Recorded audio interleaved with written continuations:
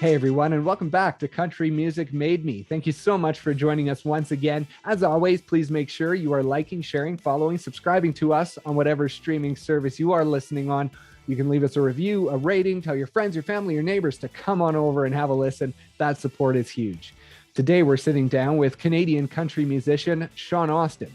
Now, he got his big break back in 2017 when he signed with SteelHead Music, but it was actually about 10 years before that his musical career began in bars, coffee shops, and restaurants.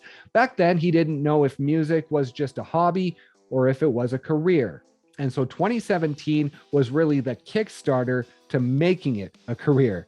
2017 was big, 2018 was bigger, and 2019 was his biggest year yet. And then 2020 hit. Luckily, throughout that time, he has had big things brewing. And in 2021, he announced that he signed with Local Hay Records, which is a joint venture with Big Loud in the United States. And he has a new single, Tailgate To Heaven, featuring Chris Lane. And also, he has new music planned for throughout the year. So please enjoy our conversation with Shawn Austin. Welcome to Country Music Made Me. Thank you so much for taking the time. Thank you very much. There's some exciting news. Let's talk about the next couple of weeks first, because things are really starting to take off. What do you have, like 3 or 4 shows that you have coming up the next few weeks? Yeah, we're going to be pinballing a little bit. We're in Calgary this weekend for Dallas Smith's Lifted hotel shows that are starting, I guess, this weekend. So we're doing that. Then we've got a couple shows back east. We're doing Crooks Rapids. It used to be a drive-in, now it's a regular show, which is awesome.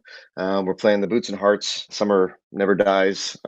That's not the right name, but I'm trying to remember it. And then Rock the Hub in Truro. So it's going to be a pretty killer couple weeks of getting back to what we love to do. You know, a part of me too is a little bit worried at the moment, just simply because we don't want to see this stop. So Yeah. with everyone making some of the big guns canceling their tours, we're all kind of like, oh, okay, well, you know, we won't be taking this for granted, but we're going to hope that they're going to continue on through the fall. Yeah. And you had the Calgary Stampede. That was sort of the first major show. How was Yeah. that? What was the energy like? And what was it like for you getting back on stage? Because I've talked to some people who were talking about sort of the nerves going into that and wondering what the feeling was going to be like and ensuring they hadn't lost the passion during that year and a half off. So what was it Yeah. like for you? Definitely no loss of passion for me. I can guarantee that. That was like coming up for a massive breath of air after being underwater for 18 months. I keep telling people it felt so beyond refreshing. I don't really have a good enough term for it. Seeing the crowd there, seeing thousands of people again, seeing everyone kind of having fun about music again. And I really applaud the Stampede for how they conducted everything too. Everything felt safe the entire time.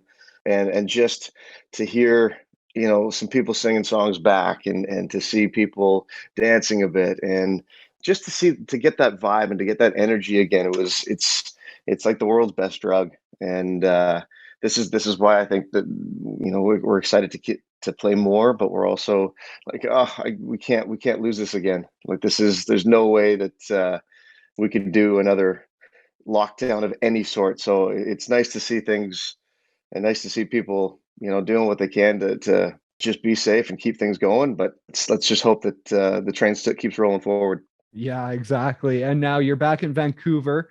That is, of course, where you grew up. Now, let's talk about growing up in Yeah. Vancouver. In your early days, were your parents musically inclined in any way? Definitely. My mom's a operatically trained singer. She's Oh, she's wow. pretty incredible on what she can do. And my dad's been he's I mean, he should have been a drummer. He never was. He's got a great sense of beat. But then between the two of them,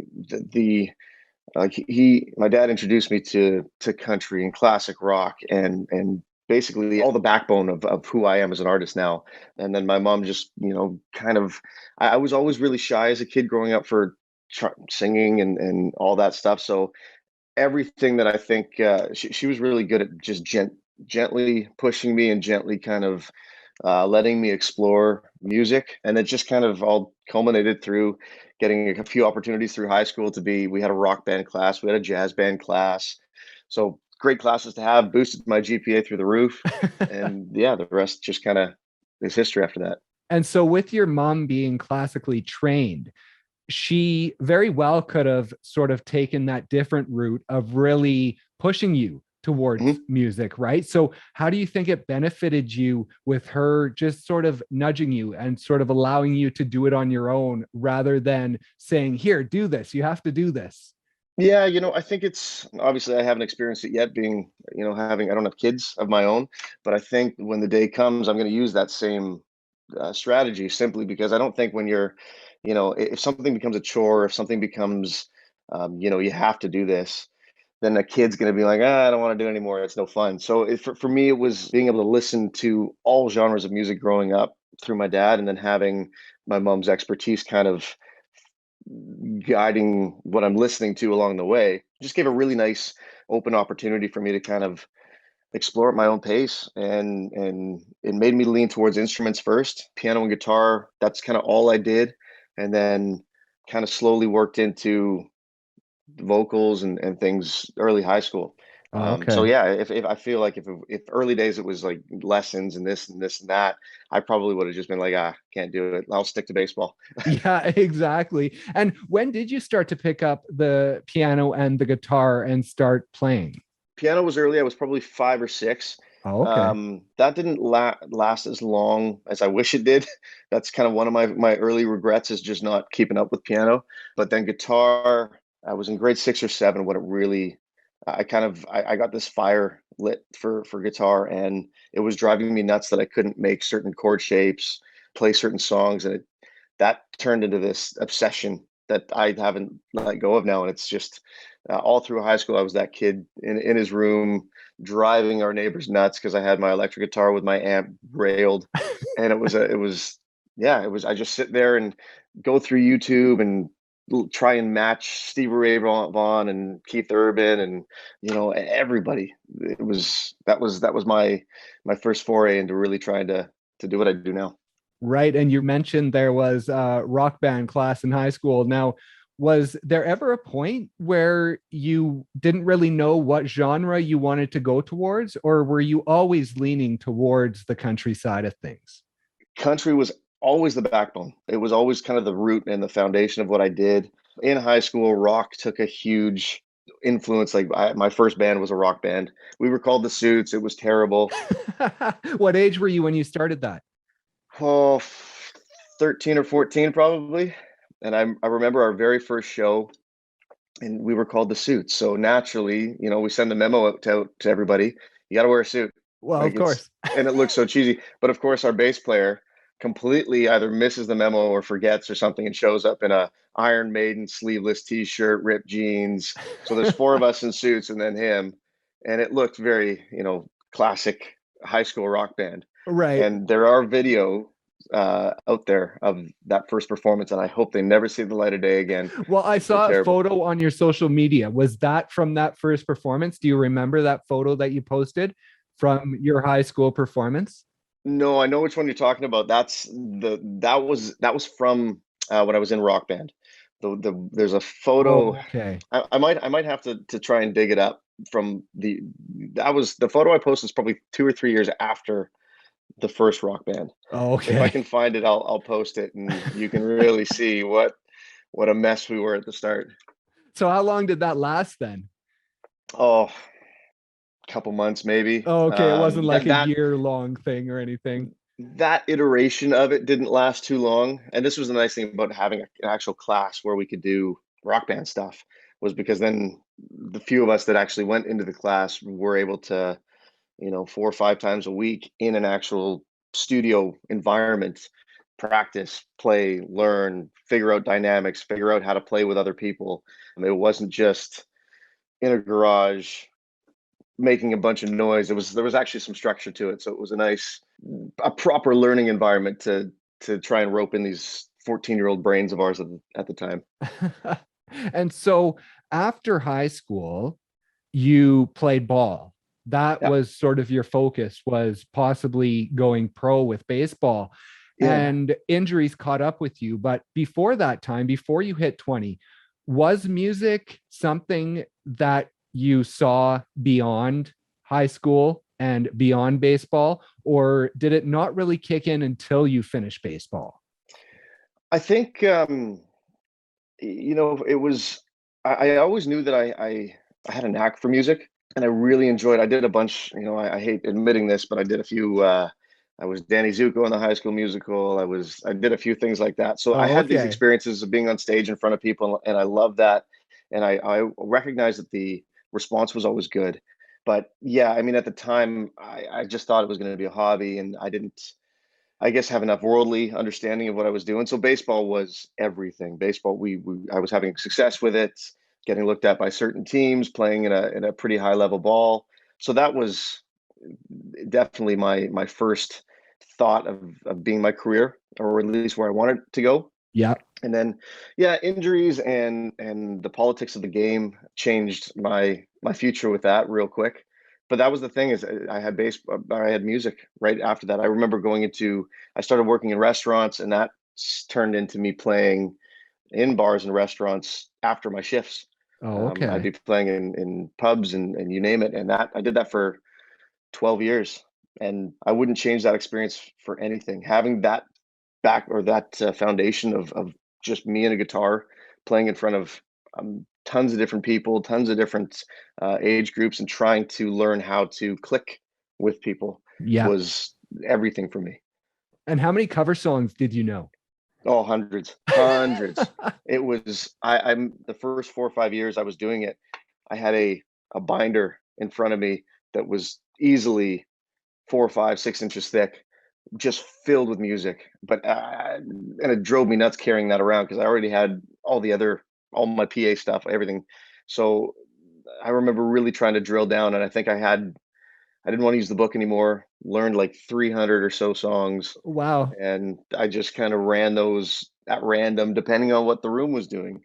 Everything from classic rock, reggae, folk, singer-songwriter, pop, and then the Christmas tunes. And, there was no shortage of a range of stuff I was doing. Wow. And I think I read that your first show was a small coffee shop right around your house. Now, do you remember that show and sort of what your feeling was? Because like you say, you performed in high school, but was this Yeah. sort of the first time of being a pseudo professional musician? Yeah. No, it was a place called the Bakehouse. It's actually still just down the street from me. It was a Sunday afternoon gig. I think I started at 1 o'clock till 3, and I just sat there and played some songs and bashed through, like, learning how to dial in live sound, like trying to make it all sound half decent. And I thought I was just doing terribly for the first 45 minutes, and I took a break, and I had three different people come up asking if I could play their events. Oh, really? And yeah, and it was right out of the, like, my first, like you said, my first real pro paid gig. And then I'm like, oh, okay, well, maybe I'm doing something right here. Maybe I can keep doing this. And that did open. I think I booked all three shows, played a bunch of gigs, kept playing at the Bakehouse. Some of my best memories of music early days were at the Bakehouse. I met Michael Bublé there. I met Oh, wow. some other influential people within the industry, and that kind of probably lit the fire for me to start to go, oh, well, if I can make this a career, then let's do it. And what year was that show? Ooh, 2007, probably. Okay. Yeah, Okay. so it's some time ago now, but it Yeah. was the year I graduated, and I was doing that. I was in restaurants playing a little bit of baseball at the same time, but that's when baseball was starting to wind down. Oh, Not that okay. I recognized it then, but Yeah. yeah, it was 2007. Wow. And there was also the Village Tap House in Park Royal. Now, what Yeah, does that venue mean to you within your journey? I want to own that place one day. I really do. That was for 5 years. That was my home, my second home. I had tons of buddies there. I basically met my wife there. I played so much. I was playing there 3 nights a week. Sometimes I'd play 5 nights a week, depending on what was going on in the city. And that was my place where I kind of became known as the guy playing at the tap house. People would come all from all over the kind of the North Shore where I am to come hang out, and people would request songs, and some nights were just absolute parties. Like when you have that everything clicks and you get that vibe and everyone's in a good mood. Sometimes it was after a Canucks game when they won or during the playoffs. I've got a trillion memories from that place, and it's always gonna have that spot in my heart, in my mind, that I don't think I'll ever recreate that. And you've mentioned, I think, that some songs are even written about that place. Are there Yeah. certain songs that come to mind that you remember the feeling of that place being put into a song? Yeah, I've got a song called I Can Be Him, which is about my wife now. And there's visuals about seeing her there. And there's a song that's out right now that a guy named Nate Holler recorded called Lightning Okay. in a Bottle. Oh yeah. And there's a whole bunch of imagery from that too. Like you talk about, the girl in a crowded bar at a booth, peeling a label off a bottle, like all of that in my mind was Tap House memories. So yeah, and I'm sure there's going to be more to come, because that was such a massive 5 years of my life, being part of that restaurant. So holds a special place. And that songwriting, when did you start songwriting? When did that start to become a thing for you? That was later on. I think that was more into my early mid 20s. I started going, once writing cover or playing covers started to get not old, but I'm kind of like, I wanted to figure out a way to just do a little bit more. Yeah. So that caused me to just put pen to paper. And I've been a huge John Mayer fan for a long time, for as long as I can remember. So I remember really trying to emulate the way he writes. What I found was that I don't like writing solo. Right. It's one of those things where you write something on a piece of paper and it's like, nah, this sucks. Get it away. And then after I got signed and understood how co-writing works, that was a game changer for me, because now I don't have that allowance to just not pay attention to an idea. It was a great experience to be like, no, no, no, hang on, let's drill down on that a bit. Let's see what you got there. And I equate a lot of things to my baseball thing. Working with a team is by far my choice of working in any capacity. So going forward, co-writing, more writing as the world opens up and I can be down in Nashville some more. I really want to flex that muscle a bit more in the future. And you talk about Nashville. When was the first time you went down there, and what have those journeys meant to just understanding the country music business on a whole outside of Canada? My first trip was probably 2013. I went down to Nashville. I have a friend that's down there. I'd done a competition a few years before, and we stayed good friends. And I remember meeting her down there, and she's like, we were just kind of having a blue sky conversation. What did I ask her? I said, "What do I have to do in your eyes to kind of take this to the next level?" And she goes, "If you want this, you've got to want it. You got to start focusing on who you are as an artist. You got to be down here, as in Nashville." And I just remember everything from that conversation. I walked away going, "Okay, totally different perspective now." And it was a very much a catalyst to go, now I need to figure out how to pivot from being a cover guy to an artist and really develop myself as who I want to be going forward. Yeah. And what was that like? Because, like you talk about, for like 10, 12 years before that, you're playing covers. That's who Yeah, you are. You're a cover guy. And then when you think about going solo, all of a sudden, like you say, you have to find your sound, you have to find yourself. So, yeah. what was that process like for you?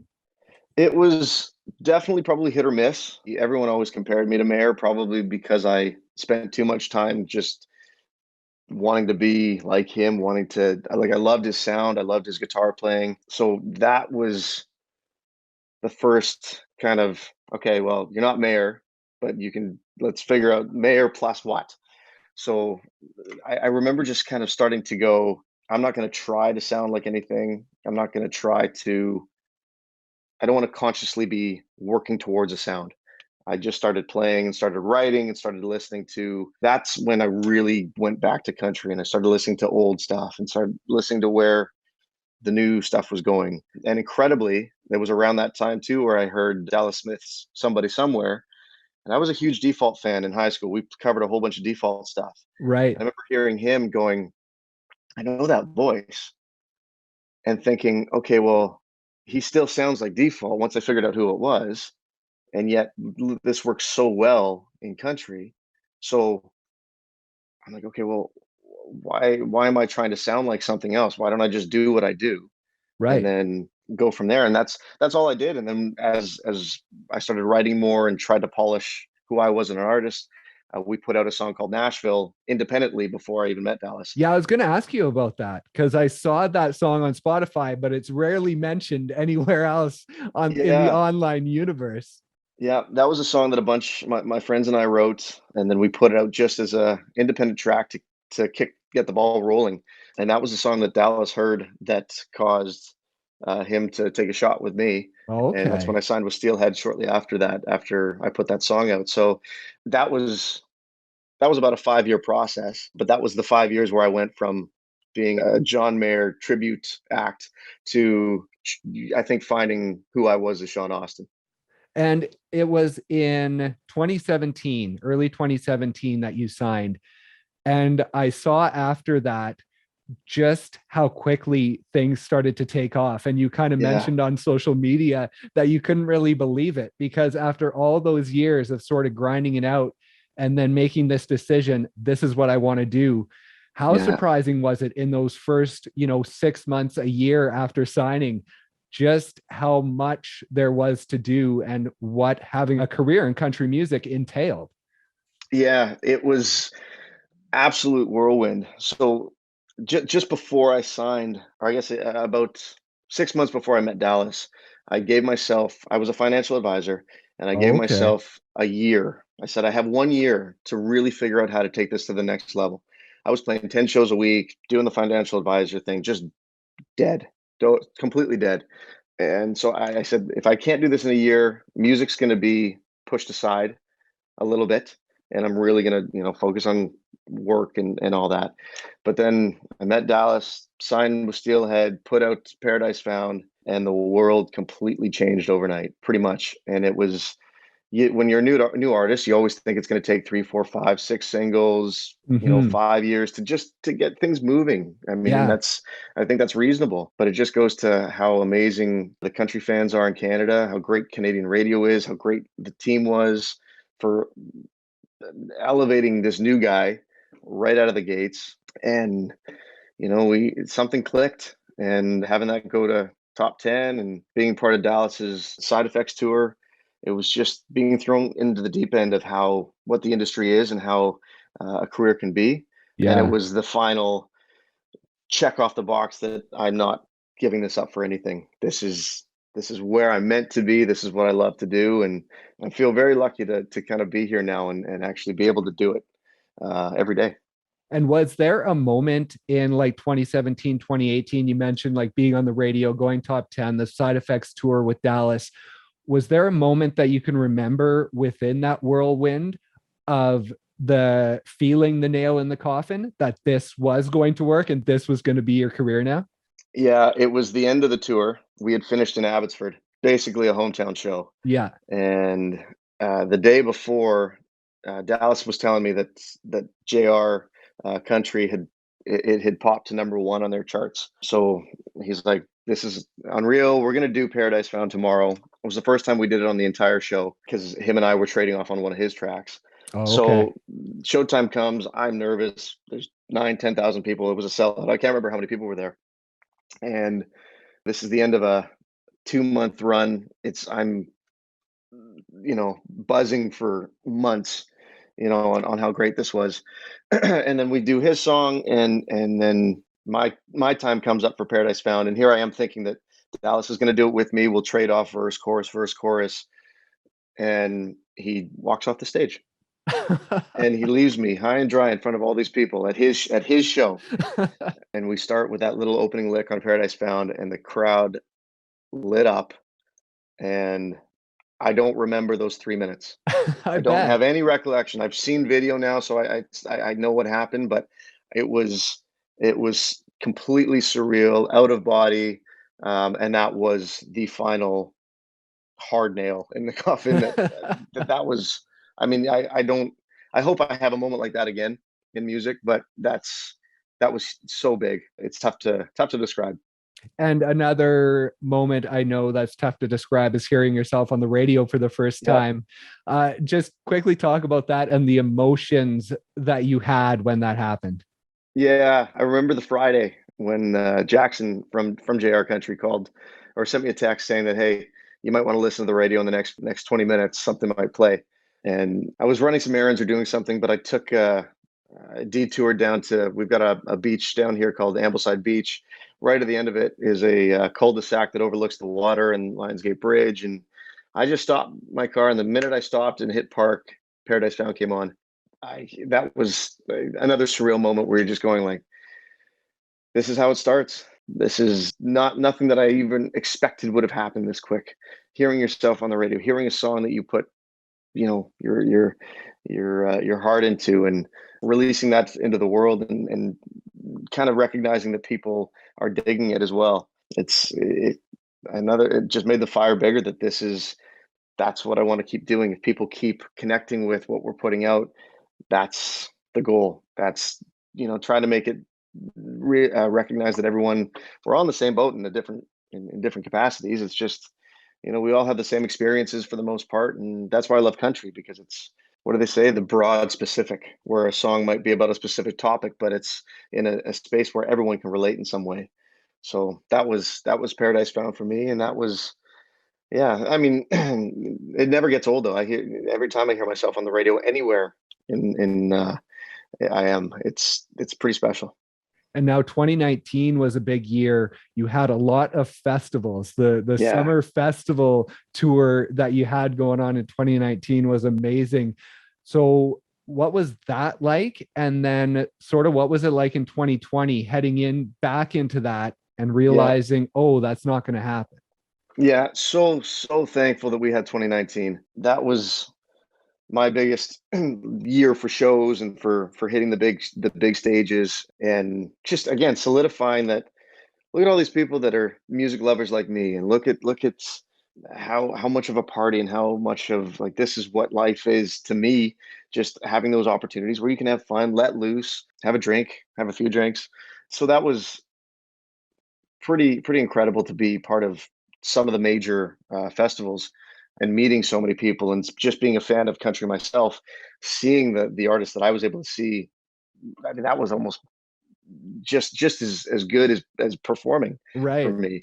And then we got excited because 2020 was lighting up to be this huge year. There was tours that were never announced. There was collaborations that were never came to fruition, and it was a gut punch for myself and everyone. We all kind of recognized, unfortunately, as the year went on, that was going to be a bit of a write off year, and it took a good few months for me to get into a better headspace that we were going to come out of it.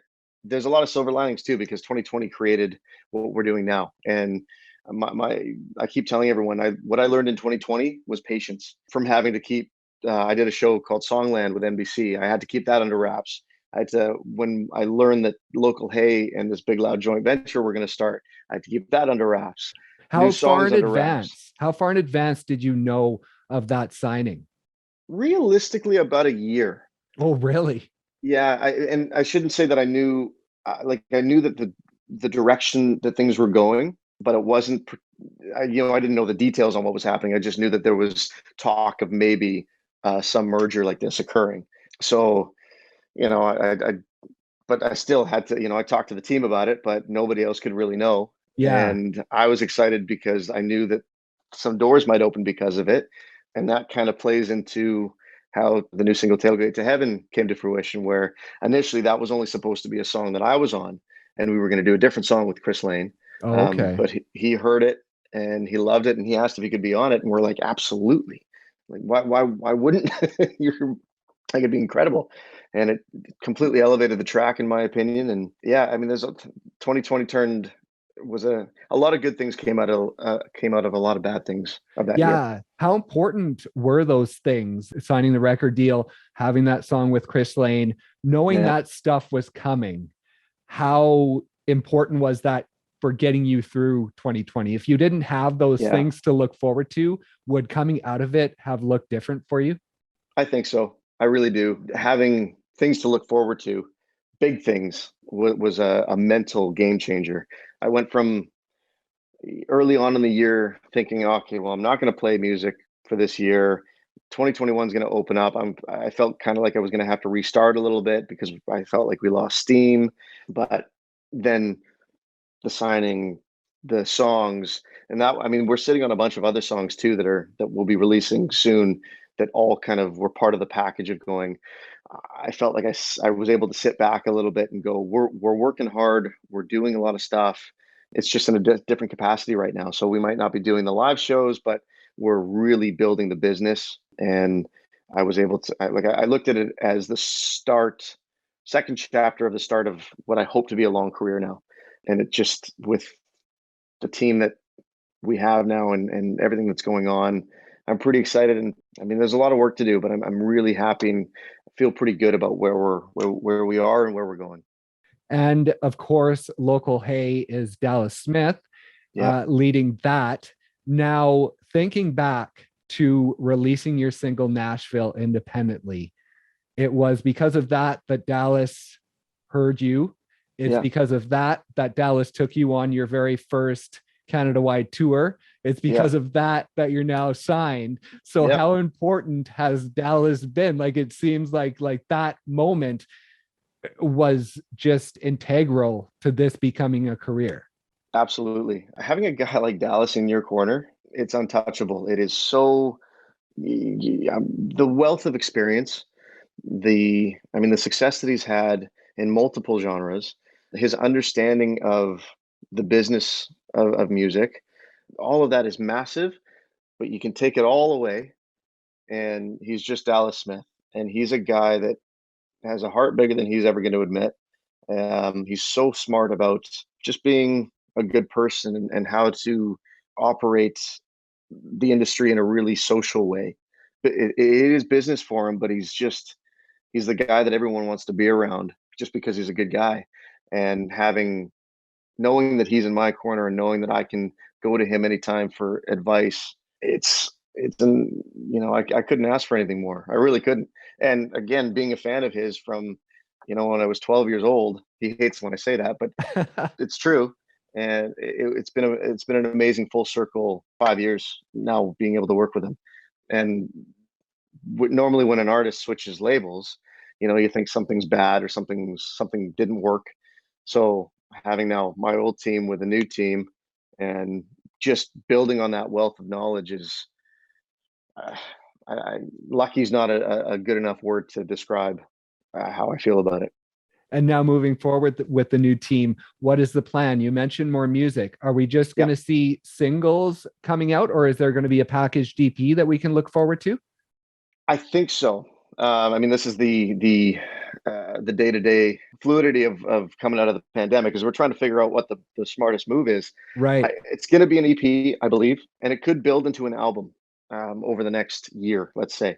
But I think for sure we've got an EP's worth of solid music that we're going to trickle out over the next few months, really building for the live show for next year, and hopefully showing people where we're going. I think sonically, this is the best stuff I've ever put out. I feel more confident about my voice more than ever, and it's fun to kind of have this. I'm 5 years in. I kind of know.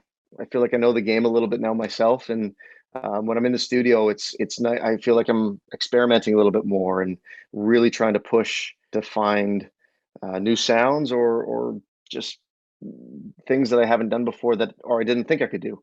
So it's been a nice, another silver lining out of the pandemic is just having that time to really investigate who I am as an artist more. And the next year should be pretty cool. That's awesome. Well, congratulations on all the success and the success that you're having coming out of this brutal year. And we'll look forward to the new music. Thank you so much. I appreciate it.